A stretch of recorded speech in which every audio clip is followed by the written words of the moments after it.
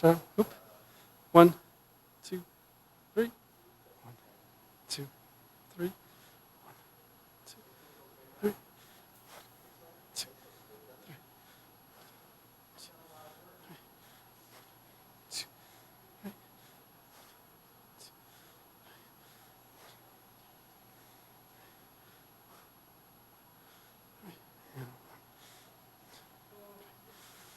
1, 2, 3. 2, 3. 2, 3.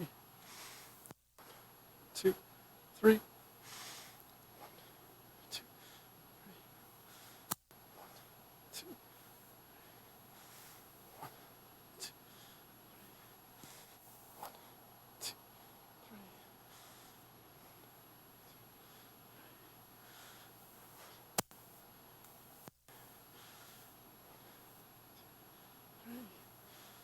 1, 2, 3. Okay. Left, reach down. Right, left. Breathe in.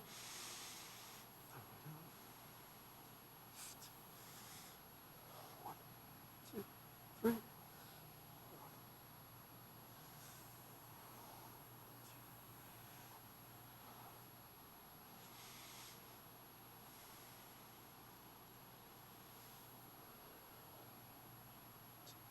3.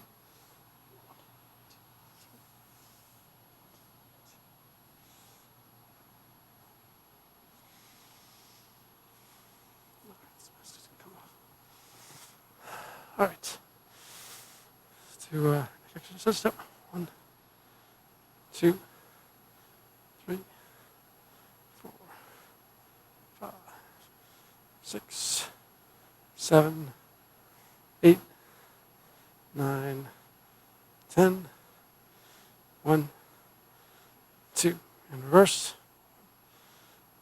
2, 3, 4, 5, 6, 7, 8, 9, 10. 1, 2. Okay, knees. 1, 2, 3, 4, 5, 6, 7, 8, 9, 10. 1, 2. Reverse.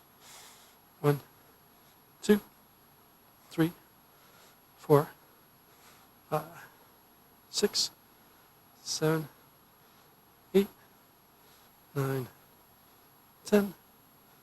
1, 2. Okay. Neck exercises. 1, 2, 3, 4, 6, 7, 8. On. This one here.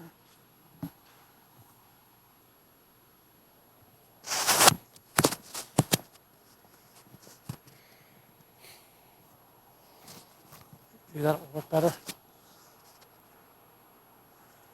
Okay. 2, 6, 7, 8, 9, 10.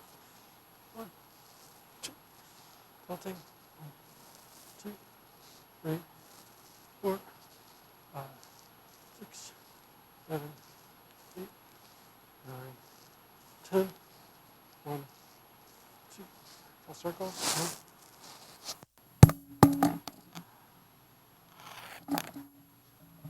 3 on each side. I struggle with this microphone.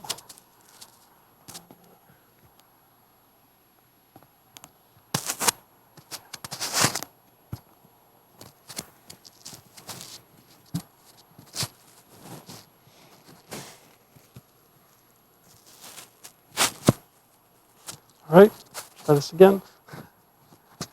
Sorry, it's away.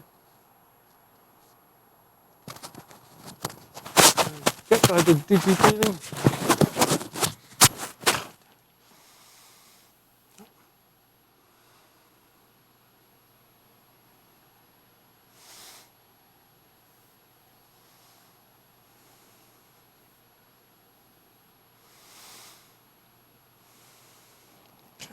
Start. 1, 2, 3, 4. Turning. 1, 2, 3, 6, 7, 8, 9, 10.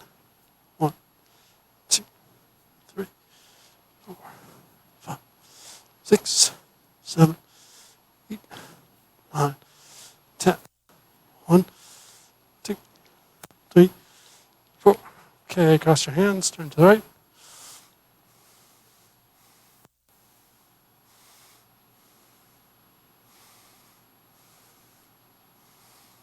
And switch.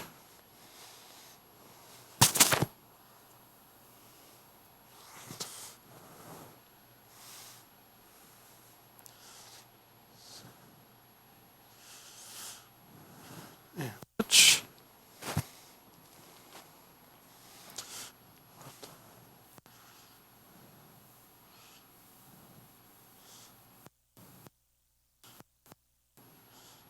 Switch.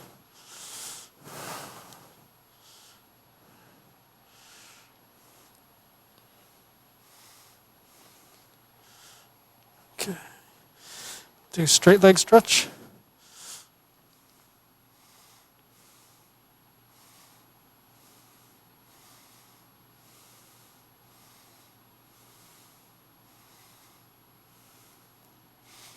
Switch.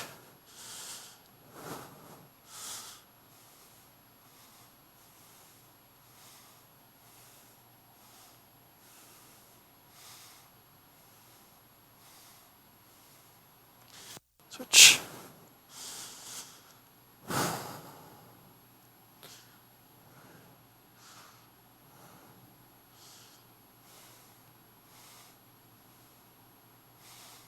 Switch.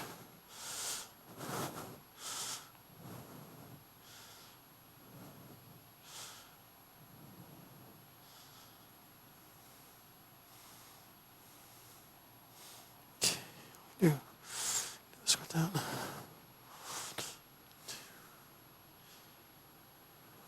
Switch.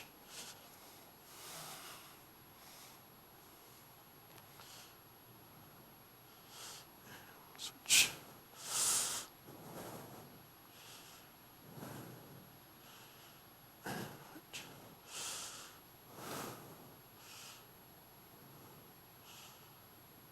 Okay, we can do up.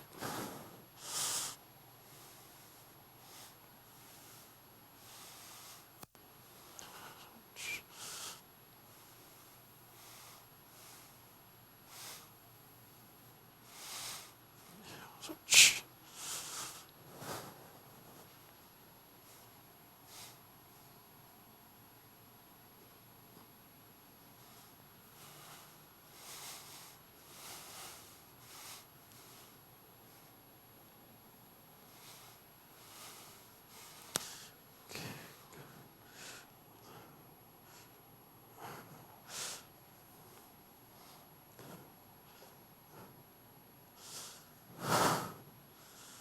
Bring it up. Shake it up. Breathing.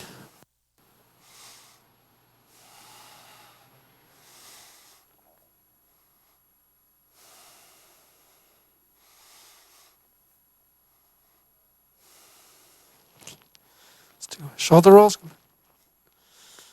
2, 3, 4, 5, 6, 7, 8, 9, 10.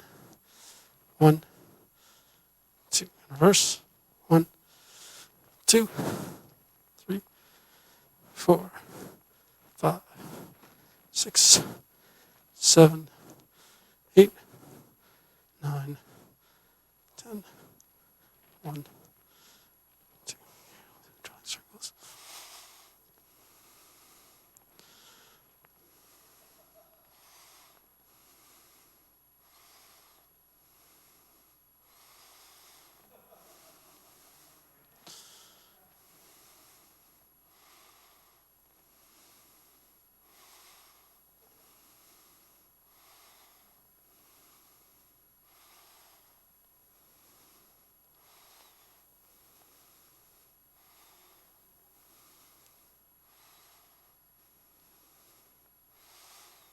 Reverse.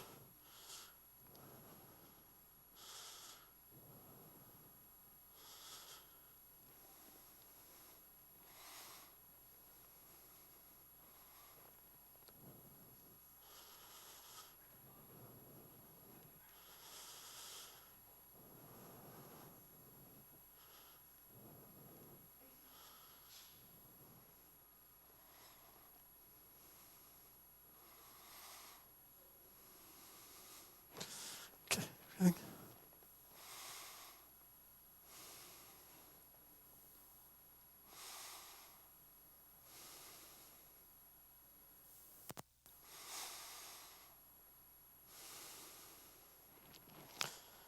Try a brush knee.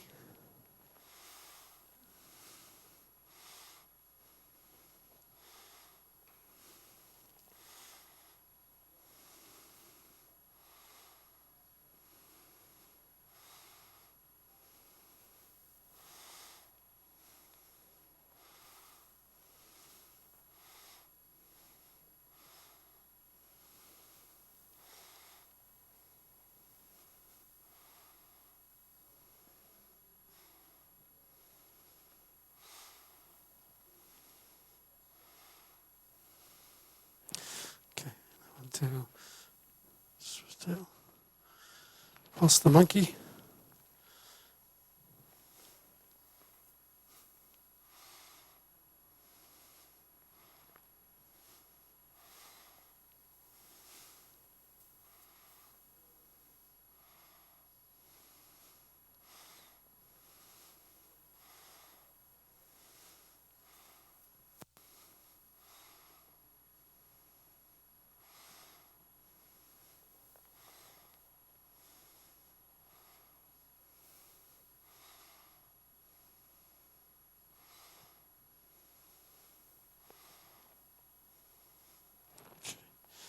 To hold the ball.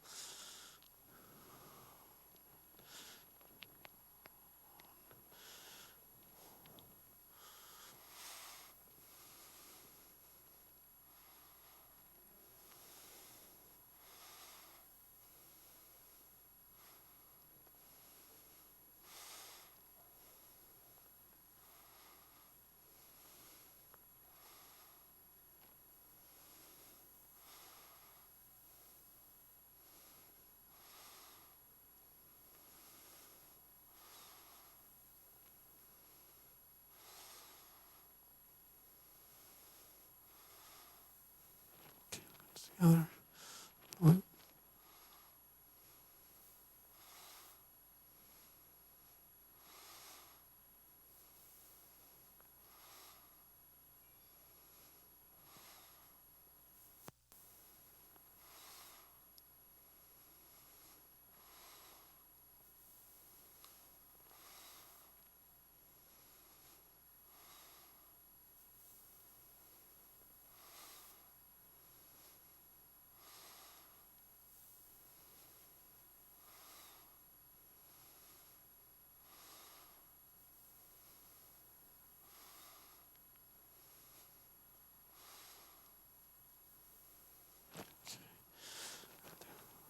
And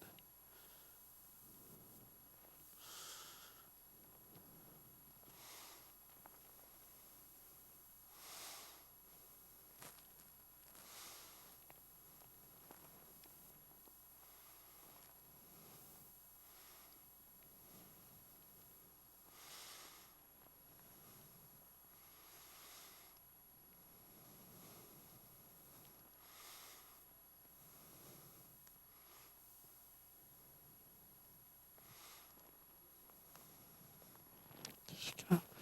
Everything.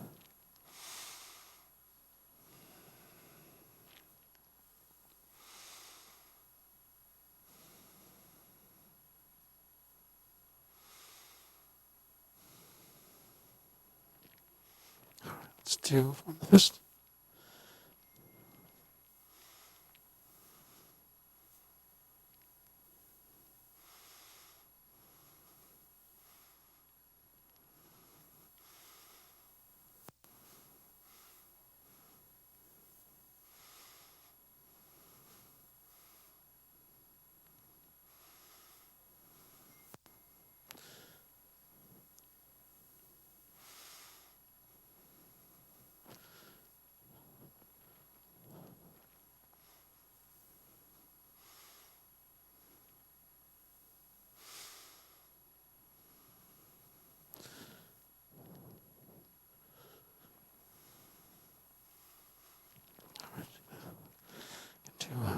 release the foot. So cover, open, cover.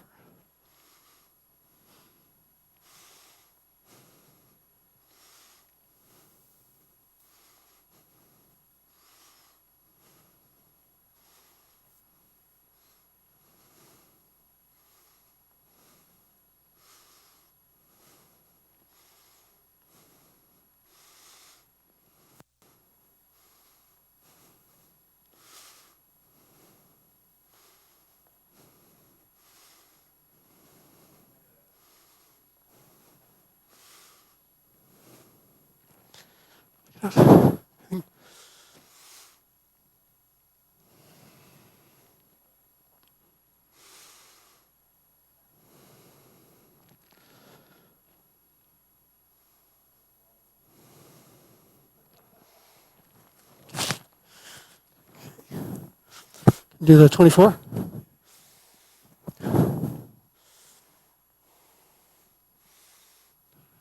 Step out.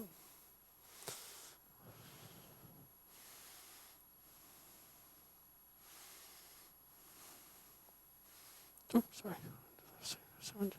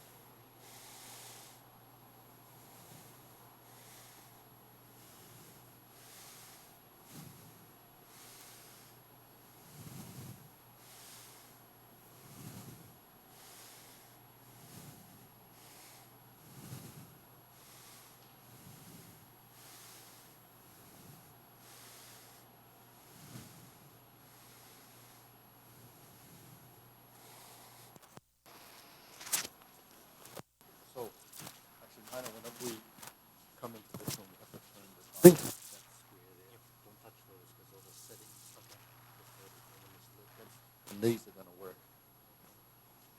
So, okay, so Rob, you can shut your mic off. We're going to, you know what? Testing 1, 2. Testing. Can you hear it? No. No. Can you hear it? Oh, we can turn that one up then. So it's the red one. This one, yeah. Oh, that's these two. These have to be there. And the testing 1, 2. So one of the things, you know, when we do these forms, when we prepare, like hold the ball, you know, the final positions are very important. You know, so when you hold the ball, where that is, the roundness of this. So we face directly to the front. This is hold the ball, right? If you can see that it's round, it's just a big round ball. Now, when we change into a position where we're turned like this ball is still here. It's just that we turned our body like this. But what sometimes happens is when we step off to the side and we do this, then it gets compacted or it gets a little bit angular. But it should still be round so that when we step from this 45-degree position to here, the torso still slightly twists, but the hips ready to turn to here. You see? Then when we toe out like this, and this levels out like this comes to the center and you turn, so now you're in this position. Now if you want to look in the mirror, see if your arms are round, so you stay there, look at your arms. So see how your hands are misaligned, Eddie? Your wrists should be on top of each other. So if your hands are like this, then your circle is not round, it should be here. You know, because if you're holding a ball and you cut the ball in half, right? This and this should be on the same vertical line. So if it's like this, that's not the correct shape. Or at least if you connected this line to there, it's slanted, and then this thing becomes a football, becomes an oval. So that's what, when we talk about the geometry of position, is we have to find that circle. So muscle memory is exactly that. So once I turn, it should give you the same perspective of roundness. So there, Nan, your hand's a little bit high. When you go like this, if the hand's here, then it's too high. If it's too high, that means this is lifting. So you have to let your shoulder go. So the fact that this is down, in fact, your shoulder's going to be a little bit sloped. That might not be what the ideal posture is for people that like to stand like a square box, but for Tai Chi and in martial arts, the rounded shoulder is really more for structure, right? So you have to find that rounded. So that rounded position applies to any kind of Tai Chi. Doesn't matter if it's 24. It should be the same in the Wu style, hold the ball. You know, you hold the ball. Say we start here. When we pass to here and then to that, it's still passing through some point. So that's important to find that hold the ball position. But, you know, when we're here and you bring this to center, and this is the lower hoop. So you have lower hoop, right? We have shoulder height hoop. Now we brought this one down to lower hoop and left this one up at upper hoop, and we brought the hands across to the center, and then we turned the hands. The palms would face each other. Okay, so that's really, I used the wrists earlier, but it should really the palms, because your palm is on the top of the ball, and then the palm here is on the lower part of the ball. So when you flip the hands, that circle should be round. Okay. So that's just, you know, an example of how you can check it. Now, when I cross the hands like this and I fold, then the wrist is going to be on your center line. Okay, so cross hands, all of these. So that's what we have to reference when we're doing the form. When we're here and we step out, then when we turn and turn the hips, then your body should be straight. When you turn out like this, then we shift to get to this position. Now we hold the ball, and then we open the stance, and then come up and turn. So that's how we create the part the horse's mane. So part the horse's mane, the hand is slightly like this. Whereas in the ward off, it might be a little bit flatter. You know, when you ward off, it's lifting like this. Because the part the horse's mane is coming like this, it's got a slight arc to it like that. So that's really a small difference. But in execution, that would be a characteristic that you say, well, part the horse's mane, because you still have this. Whereas in lifting, it's a pung. Then you're going to ward off, press. So those are a couple of things that we have to pay attention to.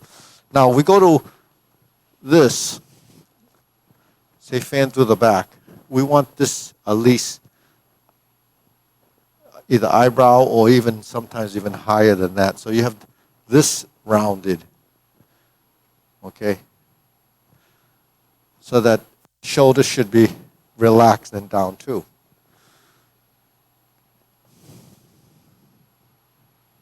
Okay. Yeah, so this can be actually a little round, yeah, a little higher. Yeah, and then bring it over, yeah, and then bring your shoulder up this way. So while the shoulder is not lifting, it's opening. So you're opening here a little bit. Yeah. So the movement is drawing. Right? So when the hands separate, you know what separation is? It's splitting. It's separating. So it's like drawing the movement longer, and then your hand should be here, up higher. Yeah, over the head though. Yeah, like this. Like that. And then you'll have your position like that. Because say in the 24, where like this is shoulder height. This is fan through the back. So that gives you like a upper hoop, a middle hoop, shoulder height hoop, lower hoop. Those are some of the roundings that we have in the form. Now the drawing is this, because I'm here, and then the body is going forward. Even though I'm going forward, my hand doesn't move with it. It goes from here to here. So you separate the hands created by the motion, which is passive action. A physical movement is I'm like this. Then this is not splitting, separating. Right? So splitting is a type of direction of force tied to the two sides. Even in brush knee, you have a kind of a separation. You know where the separation in the brush knee is? It's here, right? Because we're back here and we push. So even though the hand is at the thigh, when you first come out, it's here. But then when you push forward, it's still coming to a position because your knee came forward. So your hand doesn't really reach out, right? So that's what we have to do, is kind of track the movements. And that's part of what we talk about when we use the proprioceptive sensory system to sort of know where the body is in space, because that's what we're dealing with space. So when we look in the mirror, we have a center line, we have a shoulder width, and we're 45 degrees to each side. Nothing really goes outside of the 45 degrees. In the torso, what makes it go a little more is then the hips. But the waist actually can only turn about 45 degrees. So you have the waist, which is your torso, then you have your hips, then you have your feet in a certain position. So when I'm in this forward position with the toe facing this way, that stays because this relax, right? It relaxed because you disconnected, you know. So what's the disconnection like? The disconnection like is when you hold, say, a glass of water or a cup of something, and you walk. When it's connected, then it spills, right? When it's disconnected, it's on its own. So it can be separate. So my leg is here. If it's connected because there's tension, then when I turn, my foot will want to do that. If it's disconnected, then I'm going to turn like this. It just opened and closed because now this leg is not connected in the same way. It's not connected because you took out the tension that locks that joint into a position. So that's what we have to do in understanding how to take out and avoid the conflict of movement, which is usually the tension. So that's a concept, but it's also not easy to do because the tendency is for the body to want to use a little more strength than is needed. So part of learning, all our training is actually learning how to use the correct strength. Not that there's no strength, it's the correct amount so that you can create movement without conflicts, and you also create movement with the different principles that allow that to happen, whether it's counterbalancing, moving in unison, one following the other, upper hand and lower relationships. When one hand moves, the other hand follows, and they separate, and then they exchange. So there's all these sort of techniques that happen when you're forming the fist and you punch. There's an exchange between what is here and what is here. When I bring this hand and bring it around to this side, this is there, and then I sink the elbow on this side, and then it goes forward. So, if you don't turn the body and then the parry and punch, and you just go like this, then it's kind of single plane, right? Same with this. When you go like this, when we turn, we generate the movement here. And then we sit back and we split the hands, and then we go like this. Because while we're doing all the preparation and the setup, the torso is still turning. So this is your lower back, the lower lumbar area. That area becomes dysfunctional because we don't move it. Not voluntarily anyways. And we injure that a lot, especially if you're using like striking force, like in golf or tennis, use striking force. When this area is in conflict because it's tight, then the tendency is to throw either your movement off, or you can injure yourself because you overpower the movement. There's a conflict going on in here. So that's where, those kind of, and there's a lot of that. If you're not using your back, then it doesn't matter. People that don't hurt their back, generally not using their back, it's because it's just a block. And they're probably pretty lousy golfers because they don't use their back. So power really comes from your torso and the sinking of the elbow and the follow through with the hands. So it's the same principles that we use in sword, in any type of striking. Sink, twist, and control, and shift the weight. But how easy is that? That's really pretty tough, right? People practice decades trying to hit a little ball, and yet they can't do it because some days the muscles are working right, some days there's a conflict, some days something's not relaxed enough, and you could have a great day, the next day you're a little bit tighter because you had a physical workout, so the body's not working right. Now if you have an injury, your proprioceptive reflexes are going to be off.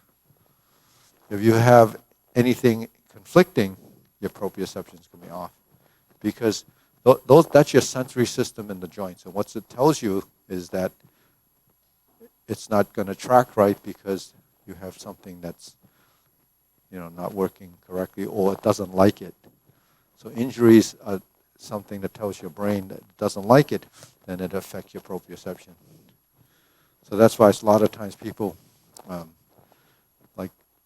in performance, say doing Tai Chi, they injure their knee or something like that, then everything falls apart, right? Or the hip is maybe overworked, then the things start to fall apart. Because you compromise your movements because of that. So anything that's going to be in a conflict, and it's going to throw your movements off, because what gets thrown off is your timing. So everything we're talking about is building timing. So when we're here and we move, we lift and turn. We toe out, we set up, we step, control, and lift. Sit back. This is coming in. And then we shift, get the hand to here, and then settle. But, between here and here is letting your skeletal relax, right? Skeletal structure relax. So here. You see the shoulder?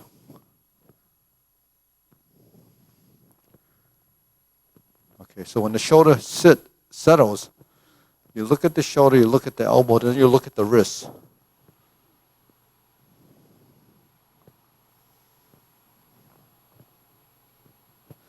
So when you settle,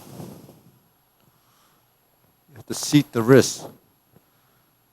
坐弯 sink 坐马 is to sit in your stance. 坐弯 is to sit in the wrist. Sit the wrist. So sitting your wrist is finalizing. But sitting the wrist is not a physical thing. It's a relaxed thing and release. And this hand actually should be closer to your ear, over to here, and then, and then hollow the chest, sort of like this. And hollow the palm. Remember the concept, put your hand on your forehead, and that's how you get that palm position? Yeah.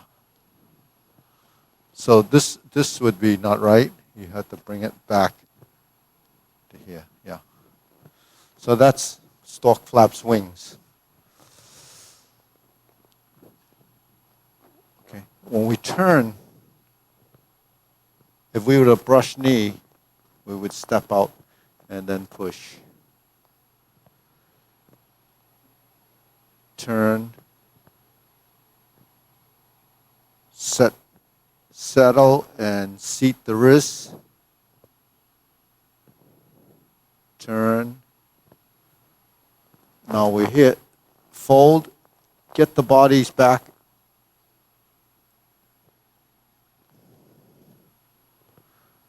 Shift, open, step up, and settle. So this is sink. Now you open the hand, fold. You look at the back. Right? Now fold. Step right to your center. Right through the center.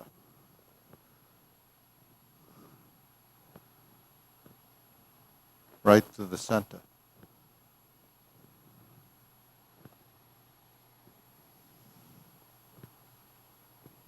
And right through your center and pause. So that's almost like a left palm strikes face. Okay, so let's try that again. Because we're retreating and the hands are going back, your hand has to create this, right? So let's just do that a couple of times and let's see if we track the movement backwards correctly. And then we step.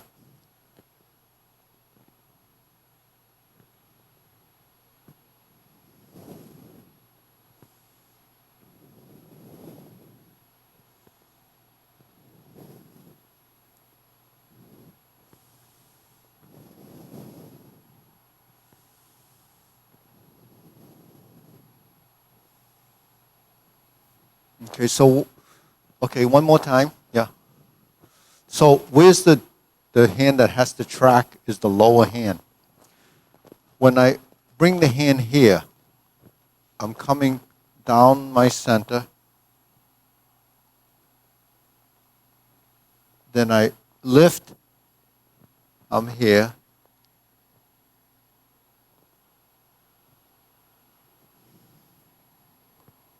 So it's the lower hoop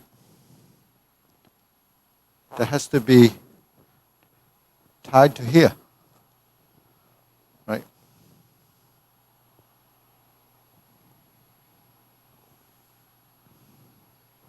So that lower hand has to have that track, that pattern for both sides to be working compatibly with the torso.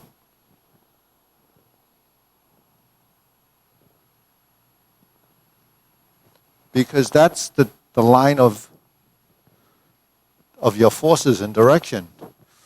Those are the critical movements that are close to the body.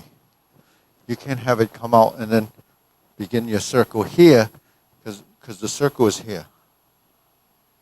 You see how it's, everything's happening in front of you. Just that when we move out of the realm of the frontal space, we lose track of our movement. So you have to drop your hand lower, Arthur.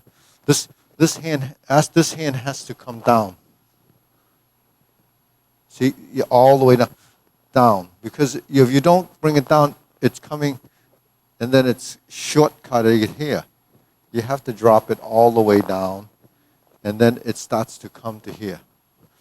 Because you're like this.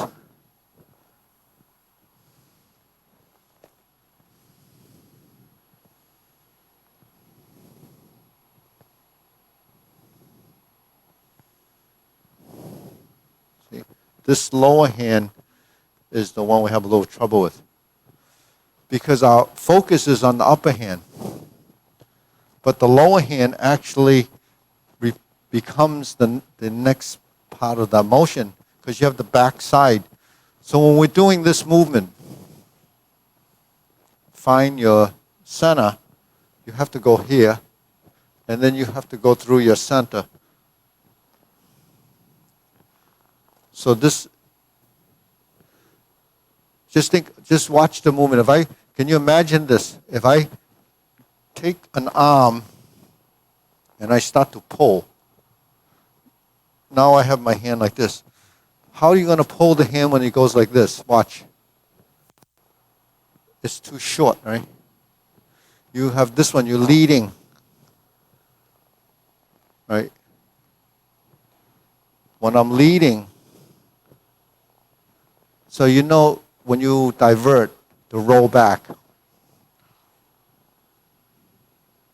Right, that's a roll.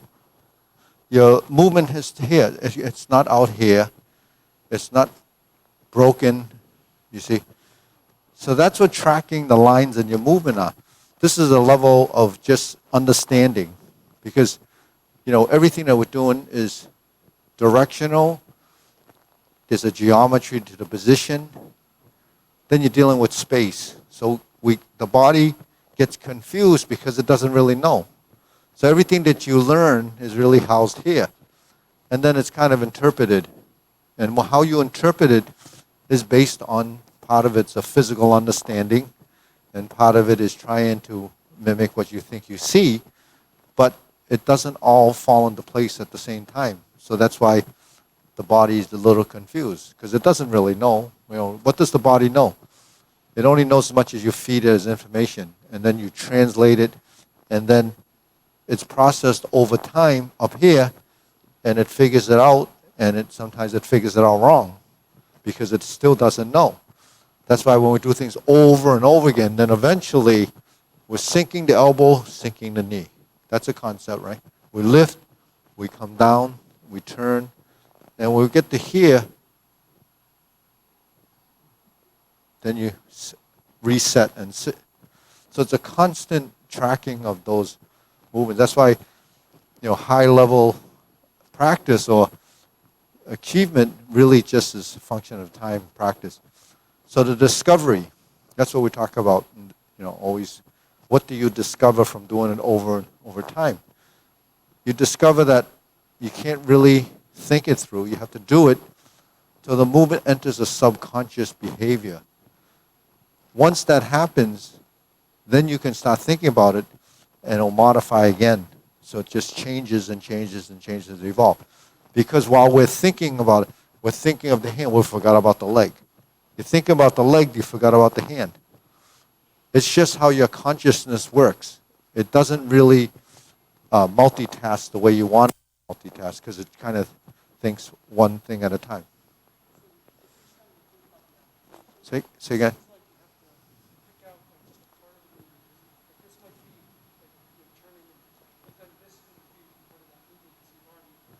Well, yeah, because all movements are like patterns, right? They're patterns. It's like locus of points in space. How many patterns do you have in space is really depending on how many you've discovered or how many you've learned. So the longer you've learned, the more those kind of patterns are there. So what you're talking about is a piece of that movement. So when so everything's a circle. So if you move into that circle, and you move into that circle, and you move into that, it doesn't matter how your hands are like this, or like this, or like this. It's that line of movement. Your body has connected. This is like that. This is like that. This is like that. This is like, that's all that same circle there, in that particular circle. If you move and then you go to this direction, then that's a different one. Because now you're like this. And then you come up, just like you're going to Golden Cockerel. That's a different one. So each one of those are lines of direction. So we talk about forces, direction, and lines all the time, but we can't track them all the time because we're dealing with three-dimensional space and relative position to our own body. So how our body moves, it's the same thing that happens in golf, tracking your body where you want it to go based on, so what you do, you usually want it to go there, you have to align your body a certain way, figure out which way it's going to go, and then you pick the club that you want that's going to give it that angular direction. But the stroke itself is the same, and the speed is what you modify based on how much distance you want. So that's really kind of the strategy. The consistency really comes from your stroke. It's the same stroke, essentially. It's the force involved and the speed involved and how far it's going to go. If it's a short distance, then you regulate the amount of sensitivity and feeling, but you still have the same stroke. So, someone that's been doing it a long time that's very good is because they have that stuff down to a science, and they just go through the motions. So the great golfers just look at it. They know which club to use, what they need to do, and then they already calculated the distance based on speed and power. Same thing happens with a basketball player. Because they've been shooting the ball for so long, wherever they are on the court, they've already dialed in. As soon as they see it, they know how much force it takes to get there.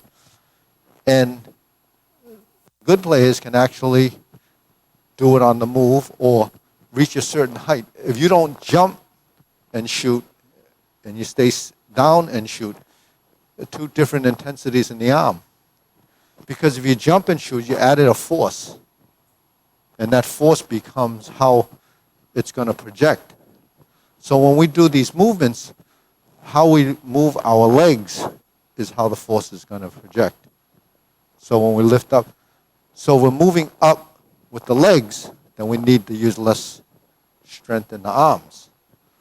When we sink down, we need to settle with less strength in the arms. But the direction is important.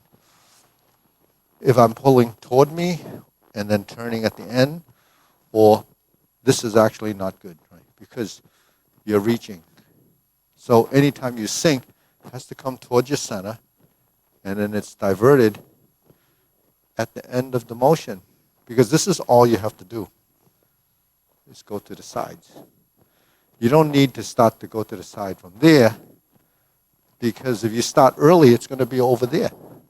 So just the line of force is going to be off. So that's really, like physics, directional body mechanics. It's mechanics. And how much strength really, the further out you go, the more strength you need because of the leverage. The closer you are to your center, the less strength because you're not reaching, it's coming toward you, and your center is here. So when forces come to your center and you just turn to the right or left, already you've diverted it. If you settle in your knee, then you've neutralized it. So that's dealing with forces that are coming into you. Most of the time when we're doing something like a sport that you're usually sending out the power and transmitting it to something else, that would be more of a strike. Whereas when we have both. We absorb and we send out. We redirect as we turn. And so there's a lot of that. All of it is tied to our torso.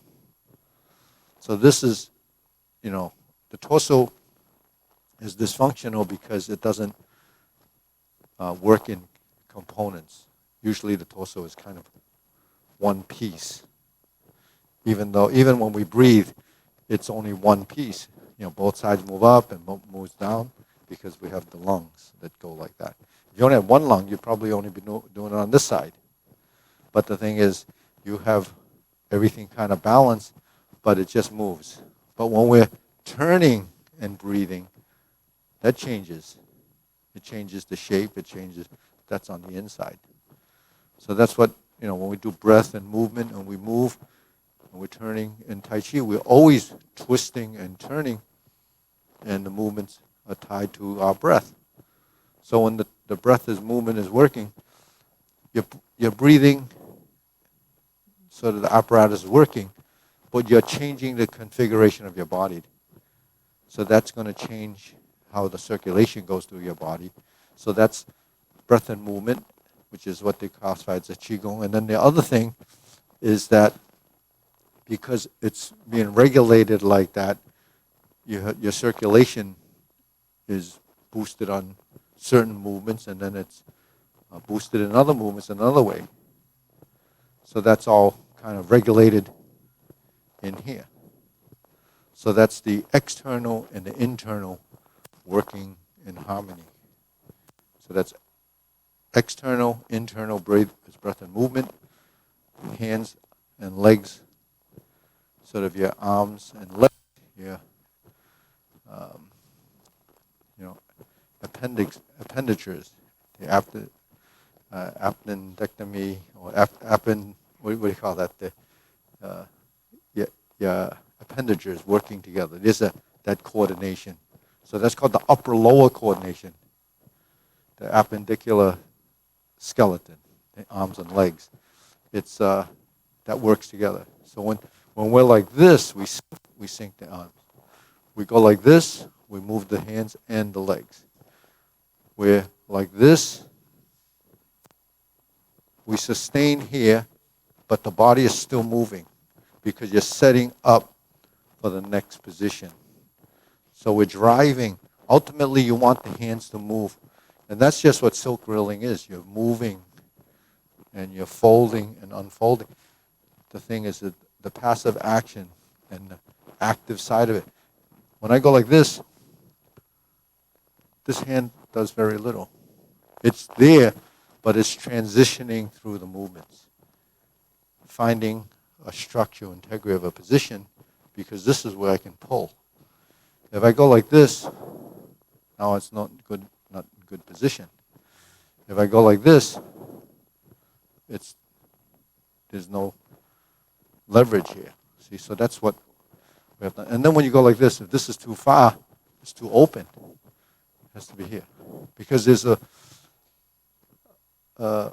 law of sort of diminishing returns. If you go too far, the force and position is gonna diminish, because you're losing structure, you're losing positioning. So once you lose your position and you start to use muscular force, that's actually a fault. So these are little concepts that we have to understand. Why not reach out too far? Why not too small? Why not no energy at all in the movement? That's too flaccid, because you don't have the correct tonus in the motion, that it has to have something there before you move. So just between that and that, if you're using the right tension, then the circulation is just very natural. So that's really what's important. Any questions? Yeah.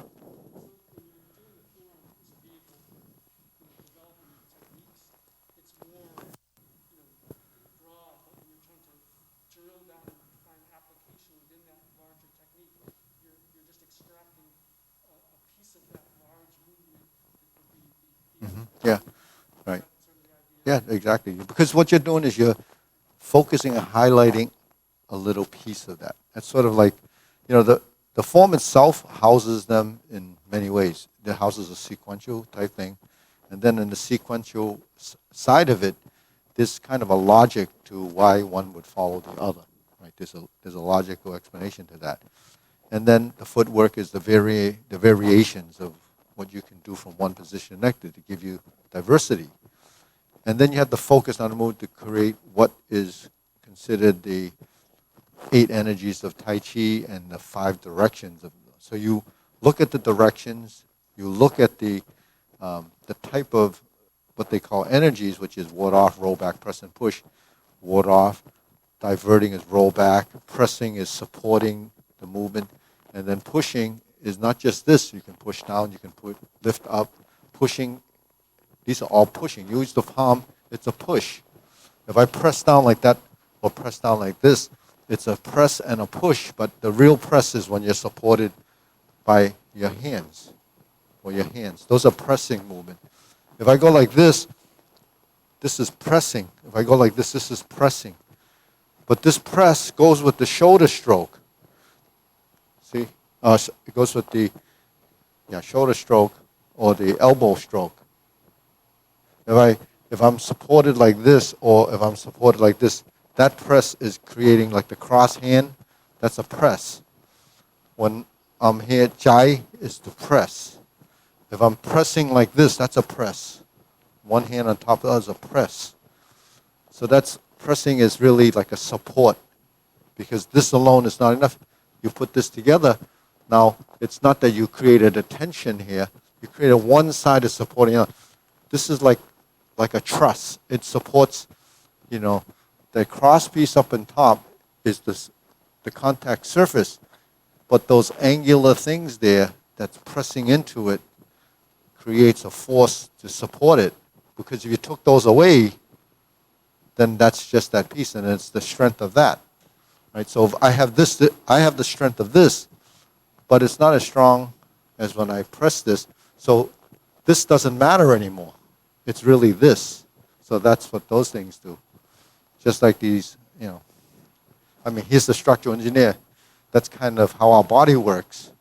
We support our body based on what we put underneath it to create the structural integrity of that position.